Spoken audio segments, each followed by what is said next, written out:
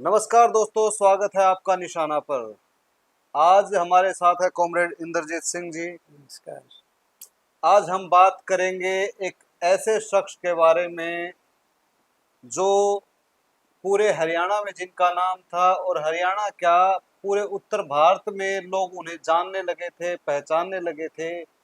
और एक ऐसे व्यक्ति जिनका परिवार का ऐसे कामों में कोई लेना देना नहीं था, वो इस तरह से समाज सेवा में आए और छात्र आंदोलन से होते हुए एक जुझारू नेता के रूप में अपनी पहचान बनाई।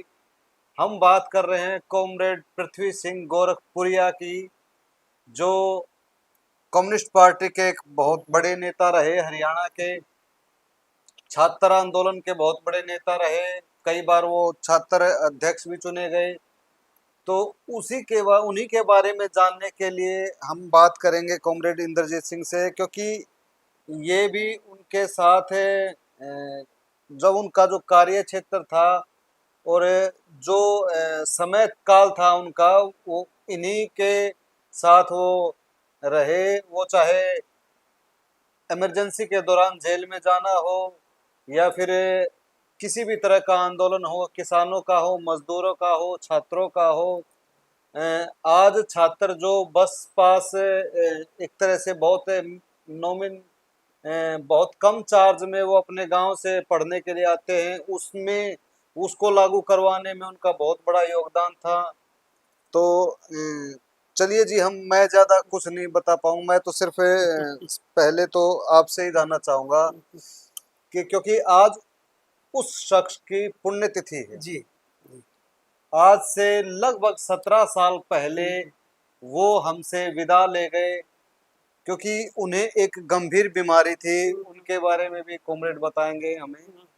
तो स्वागत है जी आपका हमारे चैनल बहुत बहुत पर। धन्यवाद, आपने ये अवसर दिया। जो हमारे वरिष्ठ साथी, जो हमारे बहुत ही जिगरी फ्रेंड भी थे और हमारे नेतृत्व भी विचारधारा की दृष्टि से और प्रेरणा देने वालों में से थे, जिन्होंने हमें इस मतलब जो समाज परिवर्तन का आंदोलन है उसके साथ जोड़ने में जो है वो हमारी अगुवाई की, मार्गदर्शन किया उसके लिए। तो जी, कॉमरेड पृथ्वी सिंह के बारे में जानने के लिए हम जानना चाहेंगे कि उनका जो गोरखपुरिया लिखते, क्या वो गोरखपुर गांव से थे?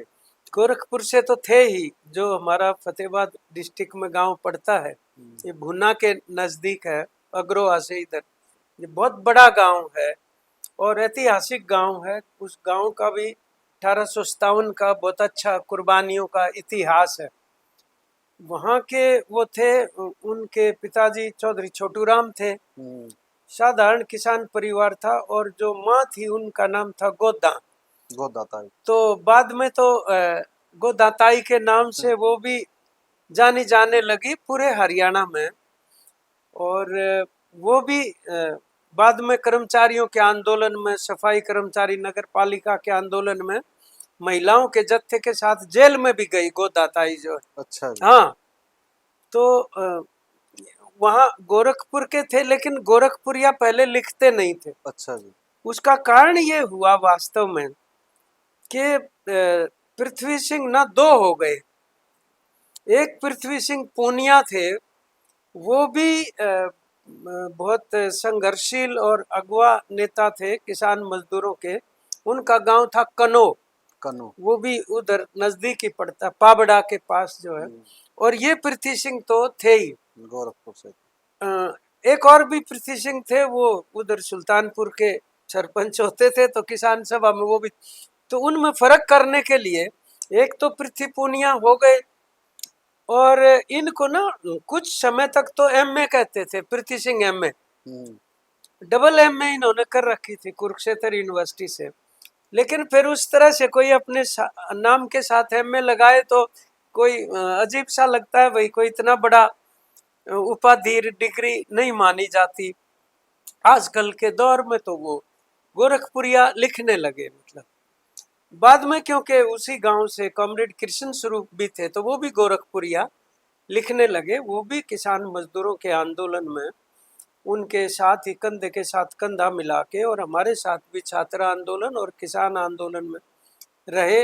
बदकिस्मती से वो भी आज हमारे बीच में नहीं है, वो भी गुजर गए। तो ये दो साथी तो बड़े मतलब उस दौरान में, बल्कि वो जो एमए की बात चली तो उसी गांव के एक बलबीर सिंह है, वो भी छात्र आंदोलन में थे, वो भी हैं हाँ। अब किसान आंदोलन में। उनको बलबीर सिंह एमए के नाम से जाना जाता है, बहुत ब्रिलियंट है वो भी। तो गांव अपने आप में ही एक गढ़ है, मतलब उस तरीके से यूं कह सकते हो भाई इनकलाबी लहर के लिए। तो आपने उनके साथ काम किया, तो हम जानना चाहेंगे कि सबसे पहले आपकी मुलाकात कब और कहाँ हुई? सबसे पहले कब हुई ये मैं ठीक से मतलब याद करना मुश्किल है मेरे लिए, लेकिन एक बार हमारी यूनिवर्सिटी में वो आए थे, हिसार एग्रीकल्चर यूनिवर्सिटी में हमारी हड़ताल चल रही थी, तो हम तो सेकंड ईयर में ही थे तब। ये 1972 की 71-72 की बात है, हम 70 में वहाँ गए थे। तो उस दौर में वो कुरुक्षेत्र यूनिवर्सिटी से एक्सपेल होकर, निष्कासित होकर आए थे, और तब वो इसी वजह से पूरे हरियाणा में खासतौर पे कॉलेजों में उनको जाना जाने लगा था। तो वो हमारी हड़ताल का समर्थन करने के लिए यूनिवर्सिटी में आए थे, और बड़ा उनका ओजस्वी भाषण था, उससे हम बहुत प्रभावित प्रेरित हुए। और उन्होंने 1972 में एक इंडिपेंडेंट उम्मीदवार के रूप में वहाँ पे एक हल्का जी, अब फतेहाबाद हल्का जो उसका नाम बड़ोपल हल्का था, हम्म, वह उपचुनाव लड़ा था असेंबली का। अच्छा जी। और मुझे ये याद है कि हमारी यूनिवर्सिटी के 50-60 विद्यार्थी सवेरे ब्रेकफास्ट करके और उनके हलके में गांव गांव जो है जुलूस में हिस्सा शामिल। लेते थे। और एक नारा बड़ा लोकप्रिय था उस दौरान जो हम लगाते थे गलियों में, पृथ्वी सिंह आया है नई रोशनी लाया है। हम्म, ये नारा बड़ा लोकप्रिय हो गया था। और एक बड़े पुराने राजनीतिज्ञ थे मेहरचंद जी, उनके खिलाफ उन्होंने वो चुनाव लड़ा था, और वोट भी बहुत अच्छे आए थे उस मौके पर। लेकिन उनको बड़ी लोकप्रियता प्राप्त हुई, खासतौर पे युवाओं के अंदर, और गांव गांव में एक लहर चल पड़ी, जो बाद में जो है हम ये कह सकते हैं कि उनको संगठन निर्माण में वो 1972 के चुनाव का भी फायदा हुआ मतलब। तो कॉमरेड पृथ्वी सिंह, जैसे हमने उनके बारे में कुछ पढ़ा, तो पता चला कि जब वो छात्र आंदोलन से जुड़े तो उस समय प्रत्यक्ष चुनाव नहीं होते थे।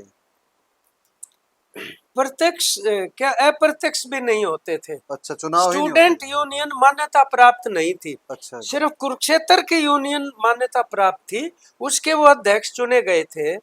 और वहां फिर जब वो, क्योंकि वो चौधरी बंसीलाल का शासन था उस समय के ऊपर, तो कर्मचारियों के, बिजली कर्मचारियों के, अध्यापकों के, कॉलेज अध्यापकों के बहुत आंदोलनों का उभार था ये 72-73 में, और विद्यार्थी भी समर्थन उसका करते थे उन आंदोलनों का।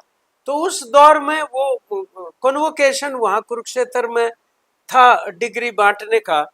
तो वो जिस तरह का विद्यार्थियों के ऊपर दमन था, कर्मचारियों पर भी वो आक्रोश विद्यार्थियों में था, तो उन्होंने जब वो डिग्री देने लगे तो उन्होंने ये कहा कि भाई जो विद्यार्थियों को मतलब गोली से उड़ाने की धमकी दे सकते हैं, उस तरीके की सरकार से मेरे को डिग्री ये नहीं लेनी।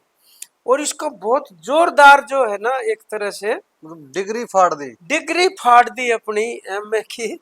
और पूरे प्रदेश में एक असर गया कि भाई इस तरह डिग्री के देने वाले कौन थे उस समय? वो देते थे, गवर्नर बीएन चक्रवर्ती थे उस टाइम पे, हम्म, लेकिन मुख्यमंत्री मंच के ऊपर थे। मुख्यमंत्री भी आए हुए थे।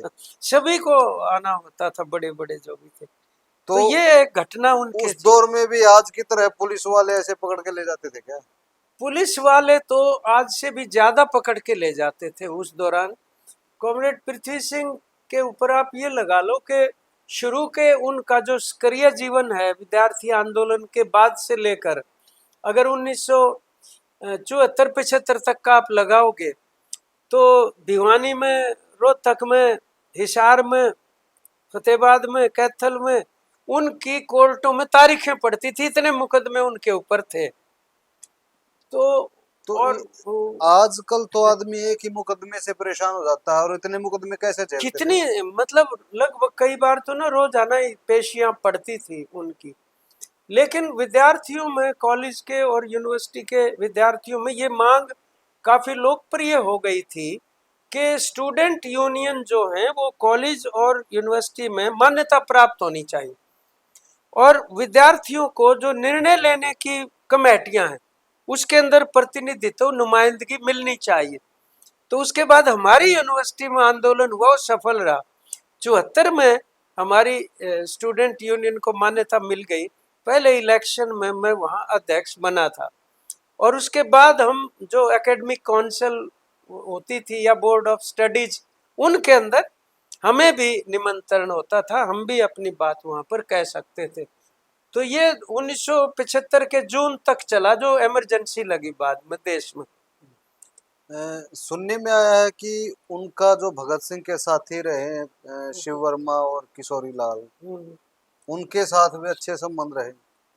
पंडित किशोरी लाल पंजाब के थे, वो भी मतलब भगत सिंह के साथ उन्होंने काम किया था। उम्र छोटी थी इसलिए उनको उम्र कैद हो गई थी, फांसी की सजा नहीं मिली। वो आते थे हिसार में भी, और कॉमरेड पृथ्वी सिंह के संपर्क से ही वो आया करते थे। एक बार मेरे कमरे में भी ठहरे थे वो, रात को देर तक विद्यार्थियों ने उनसे बातचीत करी, बड़े रोचक थे। शिव वर्मा जी जो बहुत बड़े वैचारिक नेतृत्व प्रदान करते थे, कानपुर से थे शायद। कानपुर से, उनके साथ भी कॉमरेड पृथ्वी सिंह का लगाव था। कॉमरेड सुरजीत से भी था। मेजर जयपाल सिंह जो फौज में विद्रोह का जिन्होंने मेरठ से थे वो, बड़ा वो रचा था, मुजफ्फरनगर से थे मुजफ्फरनगर से। वो, उनके साथ भी लगाव था कॉमरेड पृथ्वी सिंह का। बाद में हमारा भी हुआ उनके साथ। तो ये एक वो समय था इस तरीके का। और बाद में तो खैर सारे कॉलेजों में मान्यता प्राप्त स्टूडेंट यूनियन और इलेक्शन होने लग गए जब इमरजेंसी हटी 77 में। उसके बाद इमरजेंसी में सुनने में आया कि वो 19 महीने तक जेल में वो रहे। 19 महीने जेल में रहे। पहले ही दिन उनको पकड़ लिया जब रात को इमरजेंसी लगी 25 जून को। अच्छा, मतलब जो ऐसा लगता था कि इनसे कुछ चीजें प्रभावित हो सकती थी, उनको सबसे पहले उन्हीं को पकड़ते थे। हाँ, कॉमरेड रघुवीर सिंह हुड्डा को भी यहाँ पकड़ लिया था, कॉमरेड शरदानंद सोलंकी को भी, कॉमरेड धर्म सिंह कासनी को। जबकि उस टाइम पे कम्युनिस्ट पार्टी कोई बहुत बड़ी ताकत नहीं थी, लेकिन जितने भी नेता थे वो प्रभावशाली थे और बहुत कर्मठ और प्रतिबद्ध थे। लोगों में उनकी साख थी, इसलिए वो ज्यादा ही पकड़ के धर दिए। हमें भी पकड़ के अंदर कर दिया। 1 साल हम रहे। कॉमरेड पृथ्वी सिंह महेंद्रगढ़ जेल में रहे, जहाँ चौधरी देवीलाल भी थे जेल में 19 महीने। तो जैसे छात्र आंदोलन में रहते हुए ऐसे कौन कौन से कार्य किए जो मतलब उनके एक तरह से जो आज के छात्र उनका लाभ ले रहे हैं? उस टाइम पे एक तो ये जो मैंने बताया स्टूडेंट यूनियन को मान्यता मिली, वो मांग भी उसी दौर में उभरी थी। दूसरा ये बस पास की मांग भी उठ गई थी, बाद में वो पूरी भी हुई। विद्यार्थियों को उस टाइम पे हॉस्टल वगैरह इतने नहीं थे, तो कमरे किराए पे लेके रहते थे। तो वहां पर उनको तेल वगैरह उपलब्ध, तब तो स्टोव से खाना बनाते थे, तो मिट्टी के तेल के मैस नहीं होती थी? हैं? मैस नहीं होती थी कहीं उस time? नहीं, जो अच्छा, जो बाहर कमरे रहते थे। किराए पर लेकर रहते थे वहां हम्म, स्टोव होता था हवा भरने वाला। हाँ तो हाँ। मिट्टी का तेल तो हमारे विद्यार्थियों के अलग राशन कार्ड बनवा दिए थे, वो कॉलेज से इश्यू होते थे। अच्छा जी, हाँ, ये तो बहुत बड़ी बात तो है। वो भी थी। मतलब आजकल देखे तो ऐसा कुछ नहीं है। और फिर खेलों की सुविधाएं होनी चाहिए, उसके लिए वो खुद, बहुत सारे लोगों को शायद पता नहीं होगा, वो खिलाड़ी भी थे जाने माने। वो कबड्डी के प्लेयर थे पंजाब यूनिवर्सिटी के। उस टाइम तो कुरुक्षेत्र से पहले तो पंजाब यूनिवर्सिटी थी ना। हाँ, और इंटर यूनिवर्सिटी के रेसलिंग के गोल्ड मेडलिस्ट थे, ऑल इंडिया के रेसलिंग में। तो खिलाड़ी भी थे। इस कॉमरेड पृथ्वी सिंह के परिवार में कौन कौन है अभी? जैसे गोदाताई जो उनकी मदर थी, उनके बारे में तो मैंने आपको बताया। हम्म, एक भाई अभी गुजर गए और एक भाई हिसार में रहते हैं। और कॉमरेड रामचंद्र शिवाच तो यहाँ रोहतक में ही जी। एडवोकेट भी हैं, और वो मजदूर आंदोलन में काम करते हैं। और बेटा उनका है वो जो मट्टू, वो हिसार में ही रहता है, वो भी किसान आंदोलन में सक्रिय काम है। करता है सक्रिय रूप से। हाँ बिल्कुल। बेटी एक नहीं रही, बीमार होके गुजर गई पिछले दिनों। दूसरी बेटी है, वो वहाँ जॉब करती है वो भी। ये उनका मूल रूप से परिवार है।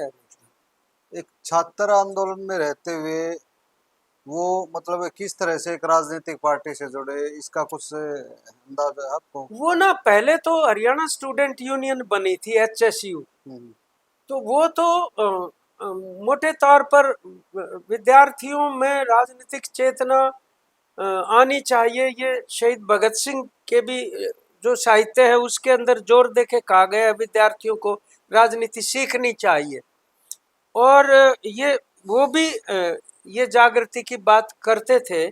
लेकिन ये जो जवाहरलाल नेहरू यूनिवर्सिटी में छात्र आंदोलन था, और दिल्ली यूनिवर्सिटी के टीचर्स एसोसिएशन में भी कई प्रोफेसर ऐसे थे जो यहाँ कर्मचारी आंदोलन में भी आते थे। तो उनसे जो संपर्क हुआ, उसके बाद उनके वामपंथी विचार जो है वो हो गए।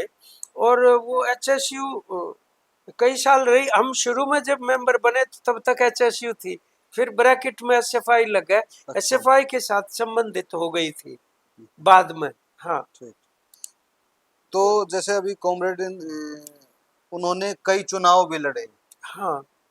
और उनको उस समय कई पार्टियों ने प्रलोभन भी दिया कि आप हमारी पार्टी में आ जाए, आप हमारी पार्टी हाँ। में आ जाए, और उन्होंने एक कम्युनिस्ट पार्टी को ही चुना। मतलब लोकप्रियता होने की वजह से उस टाइम पे कई नेता ये समझते थे भाई हमारे साथ आ जाएं तो राजनीतिक रूप से फायदा होगा। लेकिन उन वो इस बात से मतलब कन्विंस्ड थे कि समाज में बदलाव होना जरूरी है, यूं का यूं कुछ नहीं होने वाला है इसका। और हम जो शिक्षा प्रणाली में मूलचूल परिवर्तन की बात करते थे, उसी आंदोलन में से ये उभर के आया कि शिक्षा में मूलचूल परिवर्तन जो है वो जब तक नहीं हो सकता जब तक के पूरे समाज में मूलचूल परिवर्तन नहीं होगा। तो ये जो सामाजिक परिवर्तन की, जिसमें किसान मजदूर को बराबर के उनके हक मिले, समाज के अंदर जाति आधार पर या लिंग आधार पर किसी भी तरह का भेदभाव ना हो, ये विचारधारा का उभार देश भर में उस टाइम पर था। और उसके प्रभाव में वो भी थे पृथ्वी सिंह। तो तब उन्होंने कम्युनिस्ट पार्टी मार्क्सवादी बन चुकी थी तब 64 में, क्योंकि अलग बन गई थी। और ये दौर वही था जब पंजाब से हरियाणा भी अलग हुआ था, पंजाब एक पंजाबी सूबे के रूप में अस्तित्व में आ गया। तो मतलब ये भी है कि भाई आकांक्षाएं कुछ नहीं थी उससे पहले। हमारे यहाँ के जो इलाके हैं वो उतने ज्यादा आर्थिक और सामाजिक दृष्टि से विकसित नहीं थे। ढांचागत विकास भी कम था, कृषि का भी कम था, सिंचाई की, रोड, इलेक्ट्रिसिटी, ये उद्योगीकरण भी पंजाब के मुकाबले कह रहा हूँ। तो बाद में जो है लोगों की आकांक्षाएं थी अलग बना है तो प्रगति होनी चाहिए। तो ये कार्य भी मुद्दे उठाने में उन्होंने सीटों में भी काम किया, और किसान सभा में तो किया ही। ये पक्के खाल जो होते हैं उनके ऊपर ना खर्चा डाल दिया था किसानों पे, टैक्स लगता था। कि भाई टैक्स लगा लो एक तरह का। जैसे हाँ। 1958-59 में वो बेटरमेंट लेवी का टैक्स लगाया था कैरो सरकार ने, उसके खिलाफ बहुत बड़ा आंदोलन हुआ था। तब तो ज्वाइंट पंजाब था, उसमें हमारे भी कई सारे जिलों के बहुत सारे लोग जेलों में गए थे। तो वो आंदोलन वो जीता गया था, उसमें 11 शहीद हुए थे। और वो साल भर से ज्यादा आंदोलन चला, कॉमरेड सुरजीत उसके नेता थे। उसी तर्ज पर ये जो पक्के खाल हुए थे हरियाणा में, उसका खर्चा किसानों पे डाल दिया था कि भाई आपकी ज्यादा जमीन पर सिंचाई होती है तो फायदा है किसान को, इसलिए उसको ये 400 करोड़ रुपए देने पड़ेंगे। उसके खिलाफ बड़ा आंदोलन हुआ, उसका नेतृत्व पृथ्वी सिंह ने किया। और वो गांव गांव जाके गांव को इकट्ठा करते थे, फिर एक कमेटी बनाते थे, फिर वो अगले गांव में जाती थी, वहां एक कमेटी बनाते थे, फिर एक बड़ा आयोजन जिले पे करते थे। इस तरह वो राज्य स्तर का एक आंदोलन बन गया था। उनके साहस की बातें बहुत होती हैं, जैसे एक कांड हुआ था, रिवासा कांड,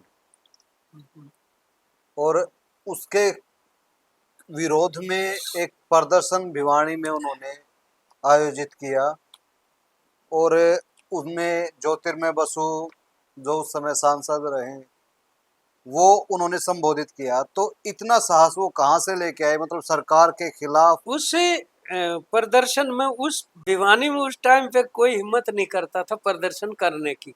उसमें हम भी अपनी यूनिवर्सिटी एचएयू से एक ट्रक भर के लाए थे, और आश्चर्य हो रहा था पूरे भिवानी में, भाई ये क्या हो रहा है आज यहाँ पे। तो वहाँ पे हीरानंद आर्य जी थे, अब तो नहीं रहे, वो पूर्व मंत्री।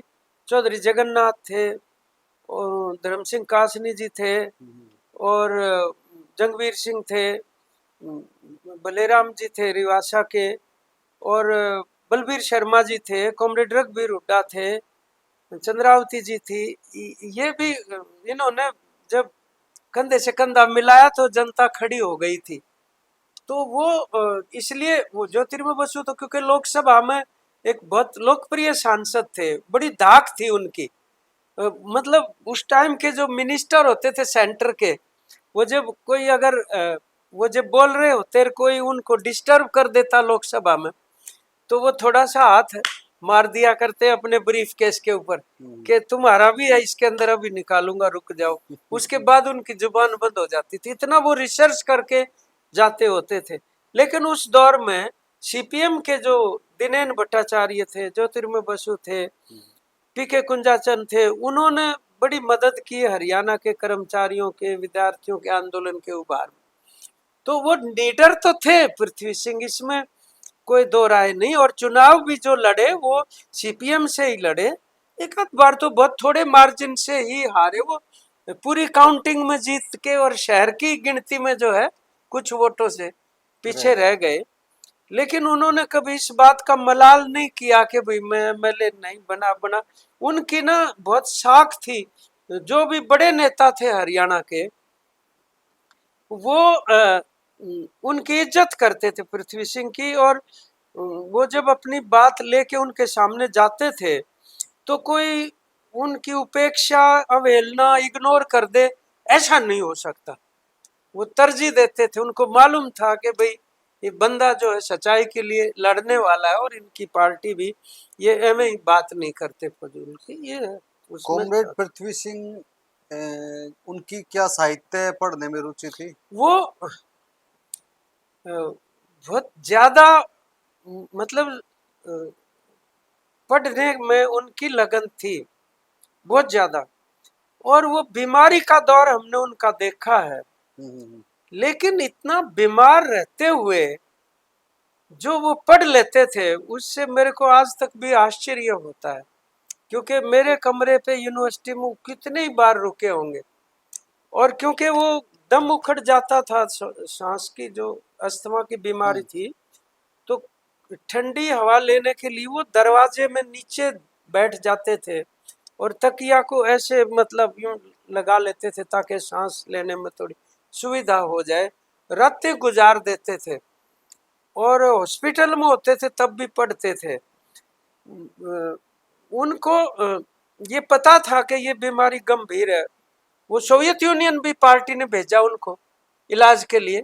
मॉस्को के सेंट्रल हॉस्पिटल में जब वो दाखिल थे तो वहीं पे कैफी आजमी साहब भी थे, जो जाने माने शायर थे पूरे अपने इस उपमहाद्वीप के, शबाना आजमी के फादर, और उनकी पत्नी शौकत जी वो भी वही थी। उनसे दोस्ती हो गई थी पृथ्वी सिंह। फिर केरल में कई बार इलाज करवाने के लिए गए, बंगाल गए, आंध्रा भी गए। तो अध्ययन, बहुत अध्ययन करते थे, बिना पुष्टि किए वो कभी किसी बात को दावे से नहीं कहते थे, इसलिए वो जानने के इच्छुक थे। और जब पीएचडी में दाखिला हुआ तब तो वो लिंग्विस्टिक्स के ही विद्यार्थी थे, तब उनको निष्कासित कर दिया था। कॉमरेड पृथ्वी सिंह के बारे में पता चला कि वो कास्ट को नहीं मानते थे। नहीं, कोई भी कम्युनिस्ट हुआ, कास्ट को एक समतामूलक समाज बनाने के लिए जातिवाद और सांप्रदायिकता, ये जो धर्मांधता है, इसका खात्मा तो जरूरी है। इंसान इंसान माना जाए, नहीं, मतलब। उन्होंने कुछ ज्यादा ही उस समय हाँ, हाँ। आगे बढ़ के नहीं, काम किया है। ऐसी कई घटनाएं हुई जहां पे मान लो भाई अंतरजातीय विवाह हो रहे हैं और कुछ लोगों ने मान लो विरोध कर दिया, तो वो वहां जाके उसके पक्ष में खड़े हो जाते थे। ये है इसी प्रकार से ये मतलब जो सांप्रदायिकता का, आपको सुना होगा लोहारू में एक बार ये जो गोधरा कांड हुआ था गुजरात का, हम्म। उसके बाद मतलब मुस्लिम बिरादरी के लोगों के ना घर जला दिए थे हम्म। लोहारू के अंदर। तब कॉमरेड पृथ्वी सिंह ने हिसार से, रोहतक से, बहुत सारी जगहों से, क्योंकि वो वहां गए ना और पीड़ित परिवारों से मिले, तो उनकी बेटियों की शादी होनी थी, हम्म। राजस्थान में रिश्ता कर रखा था, और वो संदूकों में जितना भी लत्ता कपड़ा माँ इकट्ठा करती है बेटी के लिए जल गया था। तो वो कहने लगे जो पीड़ित परिवार वाले थे, जी अब तो हम बाद में ही करेंगे शादी, हमने तो डेट मुकर्रर कर दी थी। तो उन्होंने ये कहा कि नहीं, उसी तारीख के ऊपर शादी होएगी।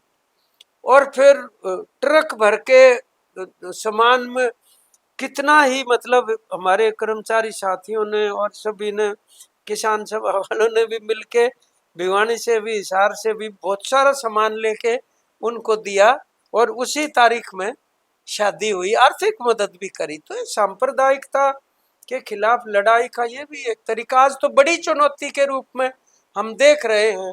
तो कितना जरूरी हो गया है कि लोगों की एकता बचाए रखना, जो धर्मनिरपेक्षता की हमारी संस्कृति रही है हरियाणा की, हिंदुस्तान की, तो उसके पक्ष में खड़े होना जरूरी हो गया है। धर्म के बारे में उनकी क्या सोच थी? नहीं, उनकी कोई अलग सोच नहीं थी धर्म के बारे में। कम्युनिस्ट पार्टियों का ये कहना है कि धर्म जो है वो निजी मसला है किसी भी नागरिक का, उससे ना तो राज्य को कोई लेना देना और ना ही धर्म और राजनीति को मिक्स करना चाहिए। तो जैसे सीताराम भी कहते थे कि भाई वो आत्मा और परमात्मा का लिंक है, तो किस व्यक्ति की आत्मा का परमात्मा कौन है ये वो व्यक्ति जानता है या वो आत्मा जानती है। किसी आदमी को दखल देने का उसमें कोई अधिकार नहीं है। और राजनीति और धर्म के बीच में एक रेखा होती है, उसको लक्ष्मण रेखा की तरह मानना चाहिए। उसका अगर उल्लंघन होता है तो न केवल राजनीति बल्कि धर्म का भी नुकसान होगा। और यही चीज राज्य और धर्म के भी गड्ढमड्ढ करने से देश का नुकसान होता है। जैसे अपने यहाँ हुआ कि राम मंदिर का उद्घाटन प्रधानमंत्री कर रहे हैं, जो उनका काम नहीं होता है। मतलब ये हुआ है नुकसान हमारे देश को उस चीजों का। धर्म के बारे में ये स्पष्टता है। और ये भी है कि कम्युनिस्ट जो है वो खुद चाहे धर्म को, किसी विशेष धर्म को ना मानते हो, लेकिन वो उस हर नागरिक के किसी भी धर्म को मानने के अधिकार की हिफाजत करते हैं कि हम आपके पक्ष में, आप उसको किसी भी धर्म को अपना सकते हो। तो ये तो थी जी बातें जो एक ज्यादातर उनके जानने वाले जानते हैं। हम्म। कोई ऐसी बात भी आप दर्शकों को बताना चाहेंगे पृथ्वी सिंह जी के बारे में, जो आज तक मतलब कुछ इक्का दुक्का व्यक्ति जो उसके निजी व्यक्ति हैं, वही जानते हो, कुछ हाँ, ऐसे अनछुए पहलू? ये जो पुस्तिका एक छपाई थी हमने, इसमें काफी सारी चीजें तो दी गई हैं, लेकिन ये छोटी पुस्तिका है, 100 पेज की है। इसके बाद दोबारा से छापने की भी जरूरत है। हम्म। एक डॉक्यूमेंट्री भी बनाई थी, जी। वो तुम्हारी मदद से ही बनी थी। जी जी। अब बदलेंगे जमाने को। हाँ, अब बदलेंगे जमाने को। वो डॉक्यूमेंट्री भी अच्छी बन गई थी, उसको इम्प्रूव करेंगे, सुधार की जरूरत है उसके अंदर ना। तो खैर, मैं याद कर पा रहा हूँ एक ऐसी घटना घटी थी कि हम उनको, मैं उनके साथ गया ऑल इंडिया इंस्टीट्यूट में, दिल्ली एम्स में दिखाने के लिए। जी। तो यहाँ से वो रेफर करवा के ले गए थे। वहाँ एक बड़े सीनियर प्रोफेसर थे, डॉक्टर आचार्य, ये अंतर्शोथ कहते हैं ना जिस बीमारी को, गैस्ट्रोएंट्रोलॉजी, उसके प्रोफेसर थे वो। तो हम उनको दिखाया कागज, कॉमरेड पृथ्वी का पूरा रिकॉर्ड। उन्होंने देख के ये कहा कि बीमारी तो ठीक है मेरी आगे समझ में, लेकिन मैं तुम्हारा इलाज नहीं कर सकता। वो बोले क्यों नहीं कर सकते? बोले मेरे पास पहले ही मरीज ज्यादा है, मैं इसलिए नहीं कर सकता। तो वहां ना एक हरियाणा के डॉक्टर और बैठे थे वो, तो वो भी अपने किसी इलाज के संबंध में गए हुए थे। तो उन्होंने भी ये कहा जी ये बहुत जाने माने व्यक्ति हैं हरियाणा के। तो खैर वो बोले वो तो ठीक है, लेकिन पृथ्वी सिंह ने कहा कि भाई मेरा तो इलाज आपको करना पड़ेगा। मतलब इतना आत्मविश्वास के साथ उन्होंने कह दिया जैसे डॉक्टर के ऊपर उनका नैतिक अधिकार हो। और फिर डॉक्टर ने कहा क्यों करना पड़ेगा आपका इलाज? तो बोले क्योंकि मैं जीना चाहता हूँ, और अपने लिए नहीं, मैं समाज के लिए जीना चाहता हूँ। तो खैर उन्होंने हाँ कर दी, फिर किया भाई इलाज उन्होंने। दूसरी बात उसी दौरान की जब वो दाखिल थे ऑल इंडिया इंस्टीट्यूट में, तो हमारी बेटी अखिला तब दिल्ली में पत्रकार थी, तो मिलने गई तो उसको कहने लगे कि स्वास्थ्य के ऊपर और शिक्षा पे सबसे ज्यादा लिखो पत्रकार होने के नाते। और फिर उन्होंने एक घटना बताई कि ये जो लिफ्ट है नीचे से जो ऊपर आती है, वो एक ही जगह दो लिफ्ट थी, तो ऊपर ना कोई मिनिस्टर दाखिल थे, तो एक लिफ्ट उनके रिश्तेदारों के लिए बुक कर रखी थी, वो और कोई नहीं उतर चढ़ सकता था उसमें से। तो उनको पता चल गया, और वो खुद अपनी बीमारी की परवाह किए बिना कंप्लेंट कर दी उन्होंने फॉरेन डायरेक्टर को कि ये एक लिफ्ट मिनिस्टर के लिए कैसे बुक हो सकती है, यहाँ सैकड़ों लोग आते जाते, उनको दिक्कत आ रही है। तो वो अगले ही दिन जो है उन्होंने लिफ्ट जो आम जनता के लिए भी खोल दी। तो वो हर जगह न्याय के पक्ष में अपना हस्तक्षेप करने के प्रति मतलब बहुत जागरूक थे, और अपना कर्तव्य वो समझते थे उसको। ये तो जी जो काम वो करते रहे। अब आप उनके उस सपने के बारे में कुछ बताएंगे जो मतलब वो चाहते थे कि ऐसा हरियाणा हो, ऐसा अपना भारत हो। मतलब वो जिस काम के लिए लगे हुए थे वो मतलब ऐसा क्या चाहते थे जिससे मतलब चाहते ही नहीं थे, वो काम वो करते भी थे। बड़ी बात ये है, वो जहाँ रहे, जहाँ कार्य क्षेत्र है, वहां वो करके दिखाया उन्होंने। मैं आपको एक घटना बताता हूँ।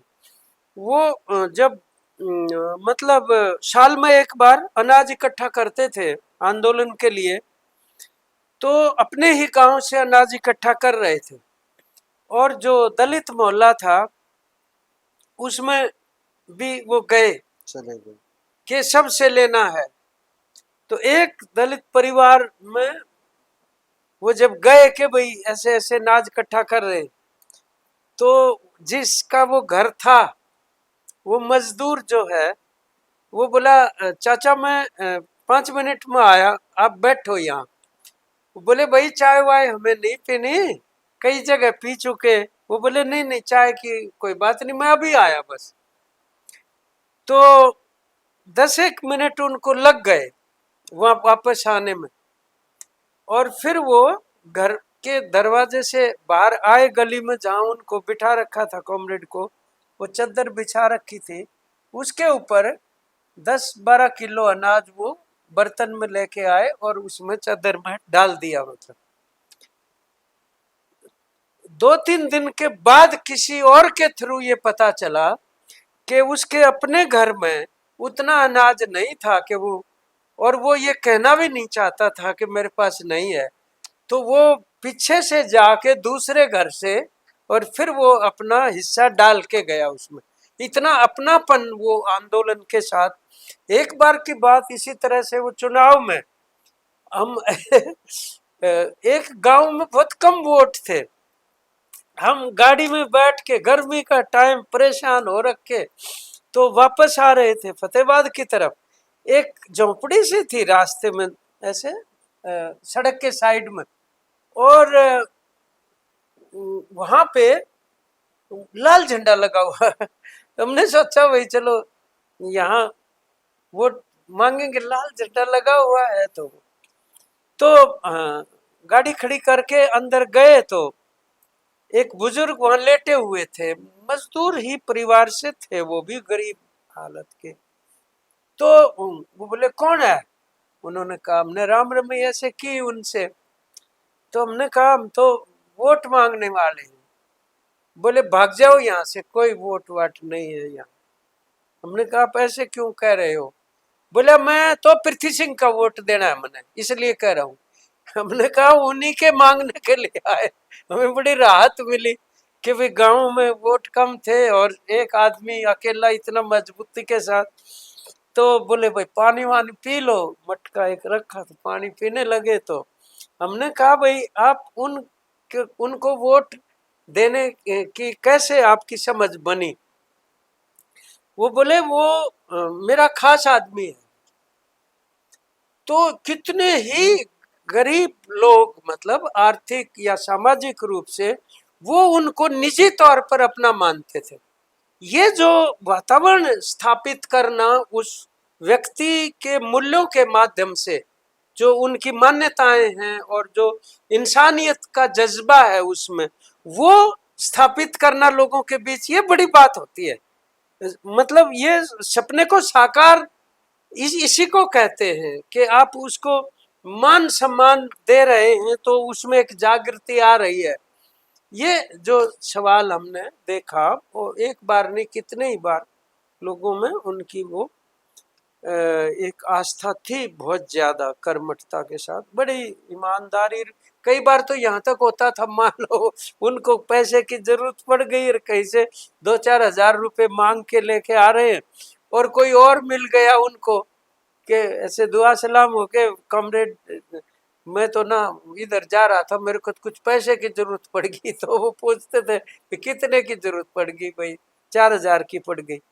तो वो जो मांग के लाए थे वो उनको दे देना कि भाई चलो आप फिर देखेंगे, ये इनको जरूरत है तो इनको दे देते हैं।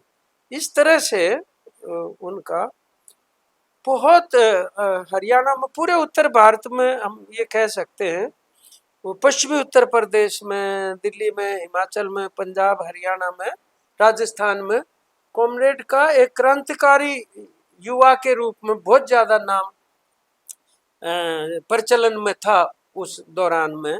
इसलिए यहाँ पर भी हरियाणा में पार्टी के निर्माण में, किसान मजदूर आंदोलनों के निर्माण में, कर्मचारियों के बीच में, विद्वान बुद्धिजीवियों के बीच में भी उनका अपना अध्ययन की वजह से लिखते भी थे वो यूं तो, और दर्शन शास्त्र का अच्छा अध्ययन उन्होंने कर रखा था। और उनकी बीमारी जो थी उसका मेरे ऊपर तो सीधा असर इस रूप में पड़ गया कि मेरे को कम उम्र में पार्टी का सचिव बनना पड़ा हरियाणा में। अगर वो बीमार नहीं होते तो मेरे से तो वो सीनियर थे, तो कमरेड हुड्डा के बाद उन्हीं को बनना था, लेकिन मुझे कम उम्र में ही बनना पड़ा।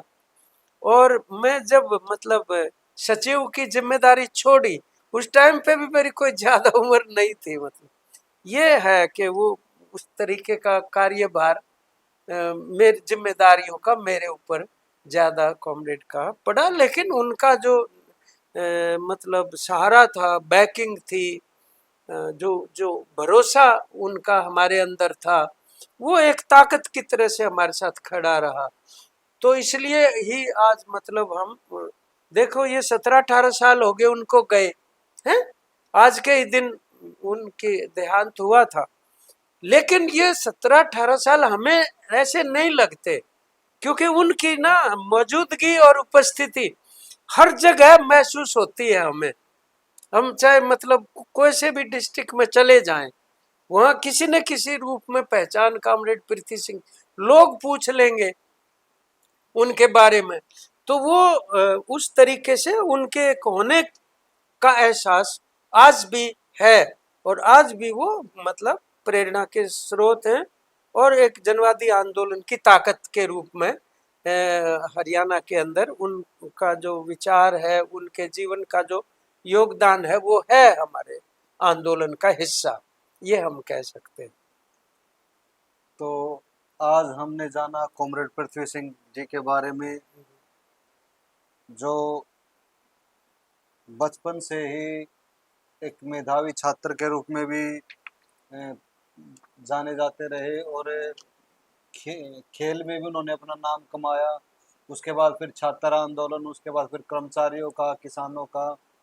तो इस तरह से वो एक आम जनता में लोकप्रिय हुए, और सबकी दिलों के एक चहेते थे वो। और जिस तरह से कॉमरेड ने बताया कि ख्याल इतना रखते थे कि उनको पैसे मिले हैं, उनको जरूरत थी, और कोई रास्ता भी मिल गया तो उनको दे दिया।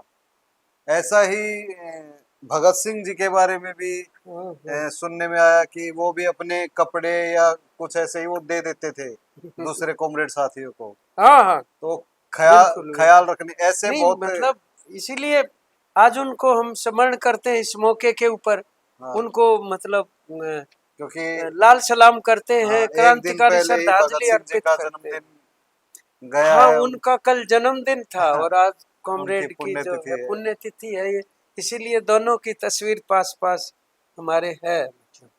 तो हमारा प्रयास रहता है कि जो व्यक्ति जुझारू रहे हैं, जो आम जनता के लिए काम करते हैं, उनका ज़्यादा से ज़्यादा लोगों तक पहुंचा पाए, उनके बारे में लोग जान पाए कि हमारे बीच में भी ऐसे योद्धा थे जो आम जनता के लिए जिए, और हर उस वर्ग ये के लिए काम किया। सुरेंद्र, ये संकल्प का अवसर है अपने लिए। जी। आज भी देखो कितना प्रासंगिक है शिक्षा स्वास्थ्य की, मैं जो उनकी बात कर रहा था, और सामाजिक न्याय की। वो आज आप देश में और प्रदेश में देख रहे हो तो आज कितनी जरूरत है आज की मतलब। समसामयिक हाँ। बातें करें तो मैं हम्म, कल ही सुन रहा था एक वक्तव्य कि न्याय व्यवस्था का तो दिवाला निकल चुका है। वो चाहे सुप्रीम कोर्ट हो, चाहे वो सुप्रीम कोर्ट के, मतलब वो तो बताइए, चीफ जस्टिस पे हाँ, रहे वो व्यक्ति, मतलब मतलब जजों के घर में करोड़ों कितनी रुपए मिल नैतिक जाते, उन पर गिरावट कोई तक कार्रवाई नहीं चले होती, गए मतलब। और कोई कर्मचारी कोई 100 रुपए की रिश्वत भी ले लेता हो। ऐसा ही एक आया हुआ था कि एक व्यक्ति को 100 रुपए के गबन पे, मतलब 31 साल या 39 साल, मतलब वो जेल में काटा उन्होंने। हम्म। और जजों के घर में इतने रुपया मिलता, लेकिन कोई उस पर कार्रवाई नहीं होती, कुछ सुनवाई नहीं होती।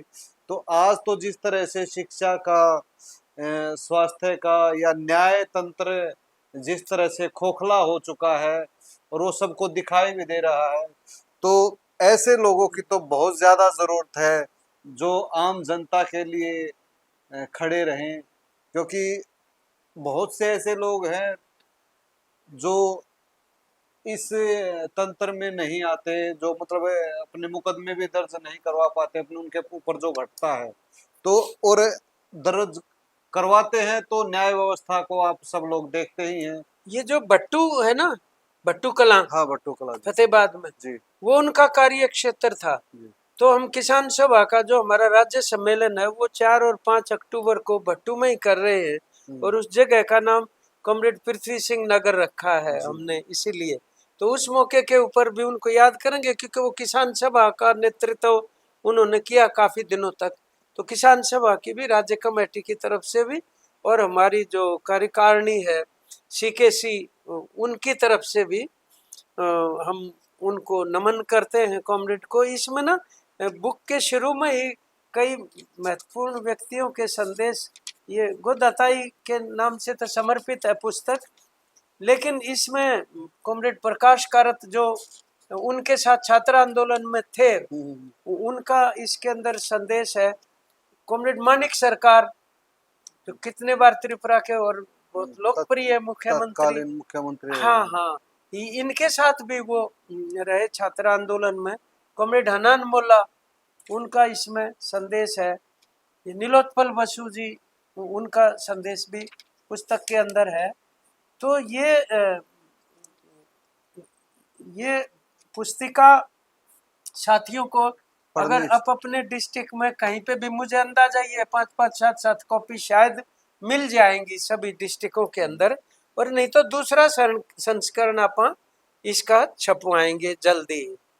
तो दर्शकों से यही अपील है कि ये जो कॉमरेड पृथ्वी सिंह जी की पुस्तिका है उनको पढ़ना चाहिए, और उनसे प्रेरणा लेनी चाहिए कि किस तरह वो खुद बीमार रहते हुए भी लोगों के बारे में कितना सोचते थे, कितना चिंतन करते थे कि ये समाज किस तरह से बेहतर बनाया जा सके। और इन भगत लाइनों के सिंह, साथ आप उसको कर हाँ, सकते हैं कंक्लूड जो हम पीछे लिख हाँ, रखे। हम अपनी वीडियो को यही विराम देते हैं। और यहाँ पर दो जो वो लिखते थे, वाक्य, हाँ। हाँ, हम उनको पढ़ना चाहेंगे कि मुझे अपने लिए कुछ नहीं चाहिए, मुझे अपने लिए कुछ नहीं चाहिए, एक ऐसा बदलाव चाहिए जिसमें कोई भूखा, नंगा व प्यासा न सोए। हर किसी के लिए शिक्षा व स्वास्थ्य जैसी सुविधाएं मुफ्त हों। कोई असुरक्षित महसूस न करे। धर्म व जात के दंगे से मुक्त वातावरण में हर व्यक्ति सुख की श्वास ले सके। धन्यवाद। नमस्कार।